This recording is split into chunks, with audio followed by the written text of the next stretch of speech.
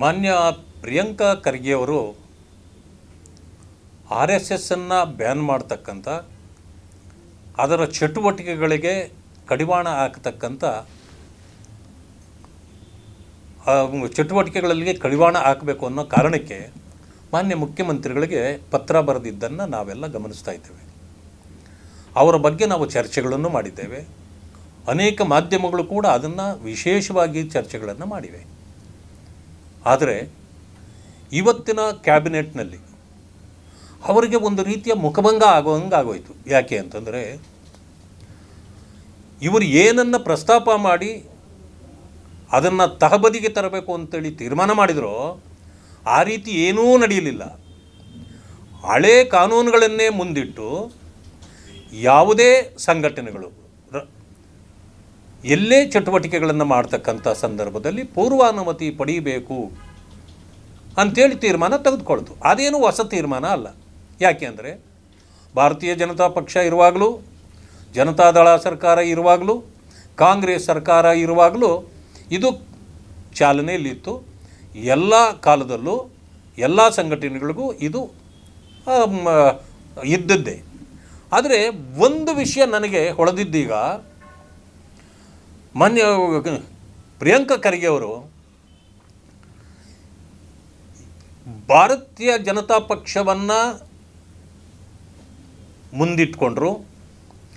RSSನ್ನು ಒಂದು ರೀತಿ ಏನೋ ವಕ್ರದೃಷ್ಟಿಯಲ್ಲಿ ನೋಡುವ ರೀತಿಯಲ್ಲಿ ಹೇಳಿಕೆ ಕೊಟ್ಟು ಮಾಡಿದ್ದೇನು ಅಂದರೆ, ಯಾವ ಸಂಘಟನೆಗಳು ಕಾನೂನು ಬಾಹಿರ ಚಟುವಟಿಕೆಗಳನ್ನು ಮಾಡಬಾರ್ದು, ಚಟುವಟಿಕೆ ಮಾಡುವಾಗ ಸರ್ಕಾರದ ಅನುಮತಿ ಪಡೀಬೇಕು ಅನ್ನೋದರಲ್ಲಿ ಬಹಳ ಗೂಢಾರ್ಥ ಇದೆ.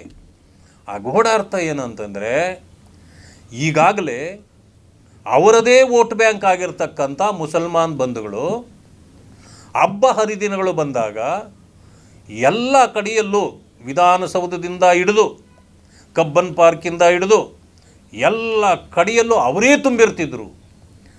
ಅದಾದ ನಂತರ ಹಬ್ಬಗಳು ಬಂದಾಗ ಅವರು ನಮಾಜ್ ಮಾಡ್ತಕ್ಕಂಥದ್ದು ರಸ್ತೆಗಳನ್ನು ಬಂದ್ ಮಾಡಿ, ಅದು ಬೀದರ್ ಇರ್ಬೋದು, ಗುಲ್ಬರ್ಗ ಇರ್ಬೋದು, ಬೆಂಗಳೂರು ಇರ್ಬೋದು, ಇಂಥ ಕಡೆಗಳಲ್ಲಿ ಸಂಪೂರ್ಣವಾಗಿ ಅವರು ರಸ್ತೆಗಳನ್ನು ಬಂದ್ ಮಾಡಿ ಚಟುವಟಿಕೆಗಳನ್ನು ಮಾಡ್ತಾ ಇದ್ದದ್ದು ಪ್ರಿಯಾಂಕಾ ಖರ್ಗೆ ಅವರಿಗೆ ಸಹಿಸ್ಕೊಳ್ಳೋಕ್ಕಾಗ್ತಾ ಇರಲಿಲ್ಲ. ಇಂದಿನಿಂದಲೂ ಕೂಡ ನಾವು ಗಮನಿಸಿದ್ದೇವೆ. ಆ ಕಾರಣದಿಂದ ಈ ಮುಸಲ್ಮಾನರ ಬಂಧುಗಳನ್ನು ಹದ್ದುಬಸ್ತಿನಲ್ಲಿ ಇಡೋದು ಹೇಗೆ ಅನ್ನೋ ಚಿಂತನೆಯಲ್ಲಿದ್ದರು ಅವರು. ಯಾಕೆಂದರೆ ಅವರನ್ನು ನೇರವಾಗಿ ವಿರೋಧ ಮಾಡಿದರೆ ಅವರು ನಮ್ಮ ವೋಟ್ ಬ್ಯಾಂಕು, ನಮ್ಮ ಮೇಲೆ ಅವರು ಆಗಬಾರ್ದು.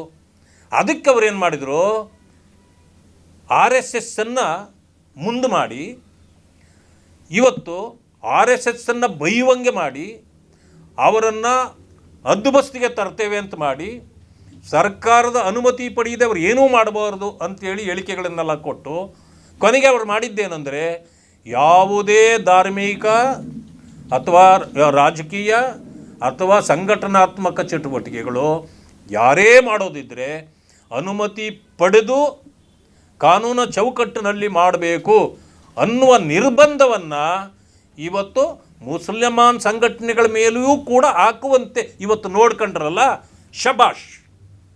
ಇದರಿಂದ ನಾನು ಪ್ರಿಯಾಂಕಾ ಖರ್ಗೆ ಅವರನ್ನು ಪ್ರಶಂಸಿಸಲೇಬೇಕು. BJP ಮತ್ತು RSSನ್ನು ಅವರು ವಿರೋಧಿಸಿದರೂ ಸರಿ, ಆದರೆ ಅವರು ತೆಗೆದುಕೊಂಡ ಈ ರೀತಿಯ ನಿರ್ಧಾರ ಇವತ್ತು ಯಾರಿಗೆ ಮುಟ್ಟಿತು ಅನ್ನೋದನ್ನು ಈಗ ಜನ ಯೋಚನೆ ಮಾಡ್ತಕ್ಕಂಥ ಸಂದರ್ಭ. ಧನ್ಯವಾದಗಳು. ಮಾನ್ಯ ಪ್ರಿಯಾಂಕಾ ಖರ್ಗೆಯವರು RSSನ್ನು ಬ್ಯಾನ್ ಮಾಡ್ತಕ್ಕಂಥ, ಅದರ ಚಟುವಟಿಕೆಗಳಿಗೆ ಕಡಿವಾಣ ಹಾಕತಕ್ಕಂಥ,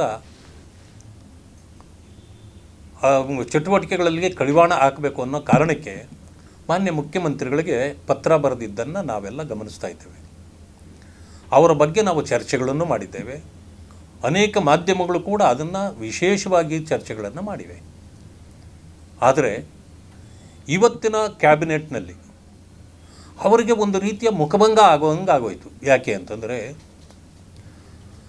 ಇವರು ಏನನ್ನು ಪ್ರಸ್ತಾಪ ಮಾಡಿ ಅದನ್ನು ತಹಬದಿಗೆ ತರಬೇಕು ಅಂತೇಳಿ ತೀರ್ಮಾನ ಮಾಡಿದರೋ ಆ ರೀತಿ ಏನೂ ನಡೆಯಲಿಲ್ಲ.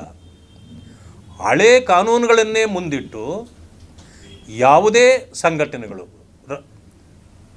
ಎಲ್ಲೇ ಚಟುವಟಿಕೆಗಳನ್ನು ಮಾಡ್ತಕ್ಕಂಥ ಸಂದರ್ಭದಲ್ಲಿ ಪೂರ್ವಾನುಮತಿ ಪಡೀಬೇಕು ಅಂಥೇಳಿ ತೀರ್ಮಾನ ತೆಗೆದುಕೊಳ್ತು. ಅದೇನು ಹೊಸ ತೀರ್ಮಾನ ಅಲ್ಲ.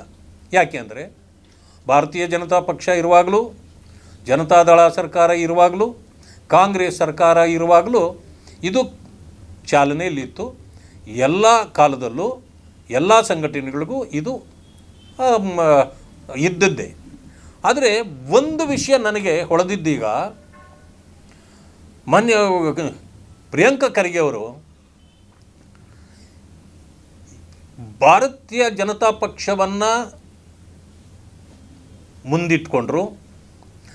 RSSನ್ನು ಒಂದು ರೀತಿ ಏನೋ ವಕ್ರದೃಷ್ಟಿಯಲ್ಲಿ ನೋಡುವ ರೀತಿಯಲ್ಲಿ ಹೇಳಿಕೆ ಕೊಟ್ಟು ಮಾಡಿದ್ದೇನು ಅಂದರೆ, ಯಾವ ಸಂಘಟನೆಗಳು ಕಾನೂನು ಬಾಹಿರ ಚಟುವಟಿಕೆಗಳನ್ನು ಮಾಡಬಾರ್ದು, ಚಟುವಟಿಕೆ ಮಾಡುವಾಗ ಸರ್ಕಾರದ ಅನುಮತಿ ಪಡೀಬೇಕು ಅನ್ನೋದರಲ್ಲಿ ಬಹಳ ಗೂಢಾರ್ಥ ಇದೆ. ಆ ಗೂಢಾರ್ಥ ಏನಂತಂದರೆ, ಈಗಾಗಲೇ ಅವರದೇ ವೋಟ್ ಬ್ಯಾಂಕ್ ಆಗಿರ್ತಕ್ಕಂಥ ಮುಸಲ್ಮಾನ್ ಬಂಧುಗಳು ಹಬ್ಬ ಹರಿದಿನಗಳು ಬಂದಾಗ ಎಲ್ಲ ಕಡೆಯಲ್ಲೂ ವಿಧಾನಸೌಧದಿಂದ ಹಿಡಿದು ಕಬ್ಬನ್ ಪಾರ್ಕಿಂದ ಹಿಡಿದು ಎಲ್ಲ ಕಡೆಯಲ್ಲೂ ಅವರೇ ತುಂಬಿರ್ತಿದ್ರು.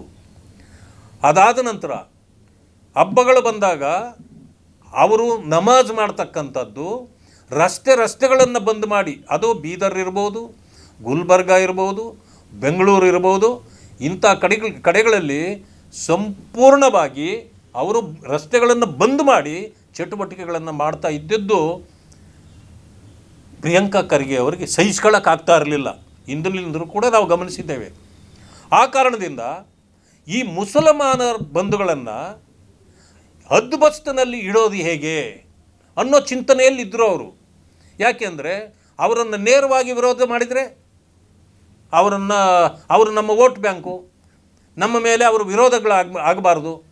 ಅದಕ್ಕೆ ಅವರೇನು ಮಾಡಿದರು, RSSನ್ನು ಮುಂದೆ ಮಾಡಿ, ಇವತ್ತು RSSನ್ನು ಬೈಯುವಂಗೆ ಮಾಡಿ, ಅವರನ್ನು ಹದ್ದುಬಸ್ತಿಗೆ ತರ್ತೇವೆ ಅಂತ ಮಾಡಿ, ಸರ್ಕಾರದ ಅನುಮತಿ ಪಡೆಯದೆ ಅವರು ಏನೂ ಮಾಡಬಾರ್ದು ಅಂಥೇಳಿ ಹೇಳಿಕೆಗಳನ್ನೆಲ್ಲ ಕೊಟ್ಟು, ಕೊನೆಗೆ ಅವರು ಮಾಡಿದ್ದೇನೆಂದರೆ, ಯಾವುದೇ ಧಾರ್ಮಿಕ ಅಥವಾ ರಾಜಕೀಯ ಅಥವಾ ಸಂಘಟನಾತ್ಮಕ ಚಟುವಟಿಕೆಗಳು ಯಾರೇ ಮಾಡೋದಿದ್ದರೆ ಅನುಮತಿ ಪಡೆದು ಕಾನೂನು ಚೌಕಟ್ಟಿನಲ್ಲಿ ಮಾಡಬೇಕು ಅನ್ನುವ ನಿರ್ಬಂಧವನ್ನು ಇವತ್ತು ಮುಸಲ್ಮಾನ್ ಸಂಘಟನೆಗಳ ಮೇಲೆಯೂ ಕೂಡ ಹಾಕುವಂತೆ ಇವತ್ತು ನೋಡ್ಕೊಂಡ್ರಲ್ಲ, ಶಬಾಷ್. ಇದರಿಂದ ನಾನು ಪ್ರಿಯಾಂಕಾ ಖರ್ಗೆ ಅವರನ್ನು ಪ್ರಶಂಸಿಸಲೇಬೇಕು. BJP ಮತ್ತು RSSನ್ನು ಅವರು ವಿರೋಧಿಸಿದರೂ ಸರಿ, ಆದರೆ ಅವರು ತೆಗೆದುಕೊಂಡ ಈ ರೀತಿಯ ನಿರ್ಧಾರ ಇವತ್ತು ಯಾರಿಗೆ ಮುಟ್ಟಿತು ಅನ್ನೋದನ್ನು ಈಗ ಜನ ಯೋಚನೆ ಮಾಡ್ತಕ್ಕಂಥ ಸಂದರ್ಭ. ಧನ್ಯವಾದಗಳು. ಹೆಚ್ಚಿನ ವಿಡಿಯೋಗಳಿಗೆ ಪ್ರತಿಧ್ವನಿ ಯೂಟ್ಯೂಬ್ ಚಾನೆಲ್ ಸಬ್ಸ್ಕ್ರೈಬ್ ಮಾಡಿ, ಬೆಲ್ ಐಕಾನ್ ಕ್ಲಿಕ್ ಮಾಡಿ.